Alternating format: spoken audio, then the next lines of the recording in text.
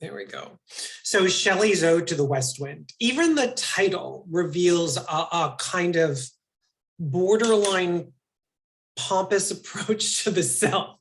So in response to some of your questions about thinking about poetry as patriarchal, which is what feminist criticism does quite a bit of, I want you to think about the tone here, and we'll come back to this when we look at the Pre-Raphaelite Brotherhood as well. And we'll really be able to question what the poem does. And I'll leave it open to you, but I want you to think if it carries you into the poem, or if it pushes you away, or if it just turns you off. So I'll start to read. Ode to the West Wind. O wild west wind, thou breath of autumn's being, thou, from whose unseen present the leaves dead are driven like ghosts from an enchanter feeling, fleeing, yellow and black and pale and hectic red, pestilence-stricken multitudes, O thou whose chariotess to the dark wintry bed, the winged seeds, where they lie cold and low, each like a corpse within its grave, until thine azure sister the spring shall blow her clarion over the dreaming earth, and fill, driving sweet buds like flocks to feed in air, with living hues and odors plain and hill. Wild spirit, which art moving everywhere, destroyer and preserver, here, oh here. Did that sound anything like the Blake? No. And I'm presuming that I made sure to read it with a kind of Poncy Oxford accent. I made sure to approach it in the correct way.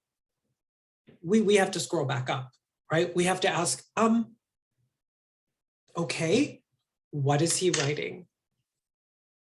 The deconstructivists understand this kind of method as an example of one-upmanship. Did Shelley and Byron, did the later romantics sort of challenge each other with their with their poetic modes, what they could do? Was their desire to kind of outdance the other person? And we notice with this poem, it doesn't come in stanzas only. It actually comes in 5 sections. So I'm going to try and give you a summary of the poem, as it is longer, and we would certainly not have the time to read it. But what happens is and this would make reference to the earlier question on religiosity. There's a speaker within the poem who worships the wind. The wind comes from the west. It doesn't come from the east. The wind is consistently referred to with a capital letter, and this is the power of nature. And there's this suggestion that the speaker understands the wind as godlike. We end up with somewhat biblical imagery, though he does refer to the Greek god Dionysus. And there's a praising of the wind and the desire to hear the hymn that's the wind. When he's satisfied because he can hear him, he begs the wind to take him away in death, and in hopes that there will be a new life waiting for him on the other side. So there's almost this romanticization of the mortal coil that exists within the poem. In the first lines, which I read from, the speaker addresses the wind and describes it as kind of deadly storms. It drives away summer, it brings cold and darkness. And in many ways, we realize that there needs to be some kind of illumination that might happen by the end of the poem. Does this happen through the desire to be reborn by the speaker narrator, or does this actually happen in the poem? So what I'll do is, before I move on, I'm going to read part 5. So we'll see, and then I'll go back, don't worry. The poem ends with 1, 2, 3, 4, 5, 6 stanzas, actually 5 stanzas and a couplet. It's 3-line stanzas. Let's go. Make me thy lyre, even as the forest is. What if my leaves are falling like its own? The tumult of thy mighty harmonies will take from both a deep autumnal tone, sweet though in sadness. Be thou, spirit fierce, my spirit, be thou me, impetuous one. Drive me dead thoughts over the universe like withered leaves to quicken a new birth. And by the incarnation of this verse, scatter as from the unextinguished hearth. Ashes and sparks, my words among mankind. Be through my lips to unawakened earth the trumpet of prophecy. O wind, if winter comes, can spring be far behind? So the desire for the rebirth of the author himself or the speaker himself would be made clear in this poem. And this is the central obstacle that's causing technological issues on my computer, I'm finding. So when we think about this poem, there's an interlocking rhyme scheme that exists. So when we deal with highly constructed poetry from the Romantics, we know that chances are this would be an example of the Neoplatonic mode. And the pattern of the rhyme schemes are so interlocked that there's a structure to the poem, i.e. a desire for the Neoplatonic ideal that I feel locks the reader on the other side. So where Coleridge kind of gets so kooky on us, we're like, oh, what are we reading? Here, we know what we're reading by reading it over and over again. But the iambic pentameter of the poem, in other words, that most of the lines have 5 sets of 2 beats, is just really, really, really structured in a way that I feel depicts a writer who's trying to elevate his poetry as potentially better than someone else's. If we think of the figurative language within the poem, there's alliteration, which I hope you heard through my reading. I was trying to overemphasize it. And this is a kind of repetition of the same consonant sound with the beginning of words. Example, lion low or steep in sky. And each of the divisions of the poem, in other words, where he titles it 1, 2, 3, 4, and 5, these are cantos. And canto comes from Latin, of course, meaning verse, or it should mean it. How do we analyze this poem? Each of the cantos need to be analyzed individually. And there appears to be an almost haunting that takes place throughout the first 3. And you'll notice that the more we disseminate the poem, the more we'll be able to link Shelley's vision with his wife's vision. There's a corpse within a grave. There's something lying low. There's something potentially magical or supernatural that can happen almost from the foundation of the poem itself. What is Shelley making reference to? Is there something greater than the human experience? Yes, and this would be the sublime being tied into this, but an almost more accessible sublime than Coleridge's for sure. The desire for new life takes place as well within the poem. And this all happens before we get to the second canto. In the second canto reads almost like a psalm. In other words, I think there were one of you who asked about a particular religiosity in the poems. This could be where you're seeing it. And this could reflect, of course, the inability to break with the kinds of education that Shelley would have had. There's a reference to angels of rain and lightning. There's blues, there's bright hair, and there's the idea that there's a greater being, some kind of zenith, who of course will emerge as Dionysus in the poem.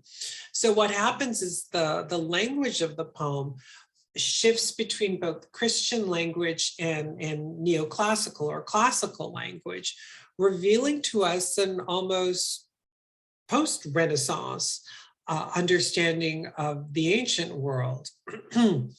At the end of Canto 2, the speaker appeals yet again to the wind, begging that the wind would hear him. In other words, that the wind would hopefully carry him out of his misery, or misery might be a strong term, out of his perplexed state to a better state, which is clearly where he wants to go.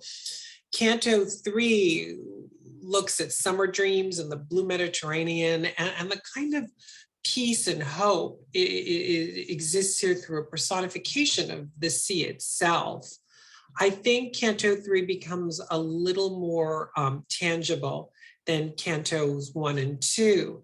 And then by Canto 4, we really have to start reading closely again.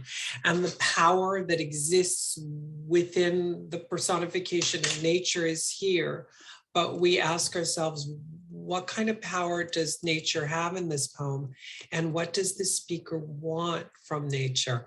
I think it remains the same, that the wind could carry the speaker narrator away from whatever is haunting him. And there's even a mentioning of his own childhood, i.e. the desire to return to a childlike bliss. By the end of the fourth canto, the speaker is clearly contrasting the strength of the wind itself and the weakness that has come upon the speaker as aged in some way. How does the poem wrap up itself in Canto 5? Well, in response to classicism, the first line begins to do it. We have reference to a liar, and liar means a liar, not someone who doesn't tell the truth, and a forest, right? This kind of Arcadian possibility takes place within this poem. And if you think of neoclassical painting, that would have permeated the years prior to this and after, this bliss that would come from nature would liberate the human spirit through love. So it's almost as if the narrator or speaker narrator himself feels too old and too broken and wants a new start through this wind. But can this wind give him the sort of biblical trumpeting that that's referenced to here? Does this really happen within the poem? No, because the poem doesn't become permeated in the same way that Blake's poem is and the Byron poem is. The questions that the poem creates causes us to, in many ways, ask more questions. But the beauty of the poem is there, right? Even if we finish it and we say, I don't understand a thing this poem did, we still are able to say this is a beautifully crafted poem. And I think in many ways, what we see with this poem is that nature holds on to an excessive power that could liberate the speaker narrator from his mortal coil. And this would have been an important part of the romantic spirit as well. We're going to finish our poetry selection with a far more accessible poem, right? So I've got the two harder poems housed between the two more straightforward poems. And Byron's poem is a love poem, right? Byron is our lovesick poet who had just so many lovers. Says all of all of the biographical information is obviously to a female lover and titled She Walks in Beauty.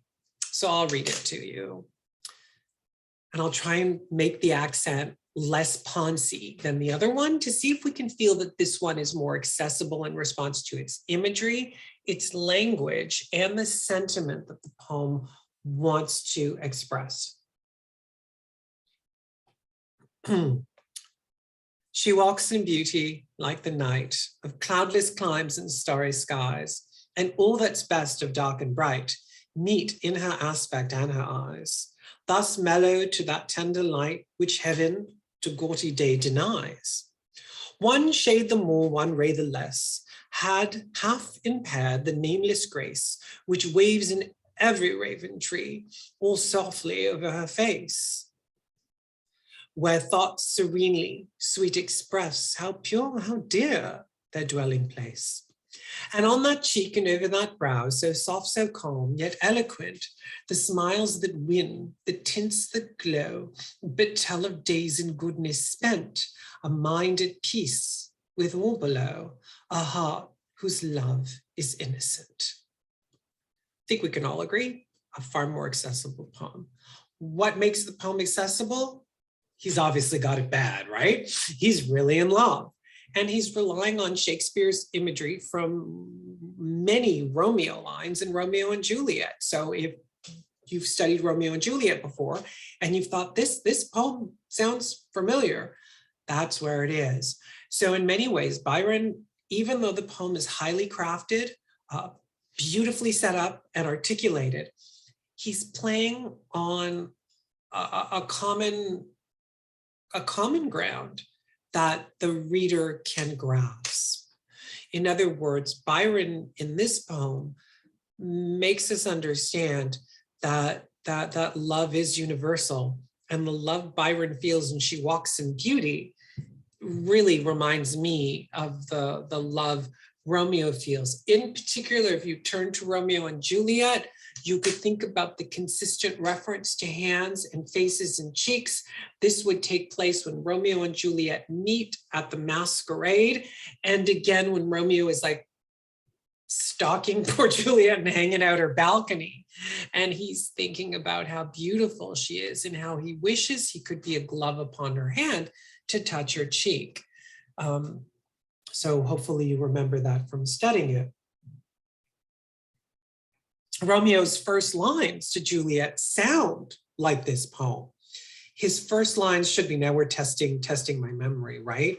Should be, he grabs her hand and she's kind of like, whoa, and then tries to excuse himself. And he says, if I profane thee with my unworthiest hand, what holy shrine is this? My lips, two blushing pilgrims ready stand to smooth a rough touch with a gentle kiss. And sure, the pentameter is different, but Byron sounds like Shakespeare in this poem. And I think we do turn to Shakespeare when we need to think of love sonnets or famous love moments. And there is something universal in understanding the correlation between these two sources. Byron's goal as a writer, by and large, I think, unlike the Shelleys, there was a desire to dispel the scientific, to get back to source, to get back to desire, to get back to the human experience. Byron died young. He died at 36 after contracting a fever. So what we're looking at is poetry by a young writer, right before one's jaded and wouldn't write stuff like this. His poems would come from that place of passion that only being younger can really embody. He was described during his time as mad. Mad would mean not sane, bad, dangerous. And he is, I'm going to use contemporary idioms. He's the bad boy of the Romantic literary movement. He placed love and corporeal love and human love first, not fetishized love. The love subjects of his poetry were real people. He had an affair with his half-sister, Augusta Lee, and even fathered a child. He left England, in other words, possibly due to all the rumors about his escapades. He left England for Italy and the Far East, and it's actually his longer poems of which he's known for, but they are much harder to read.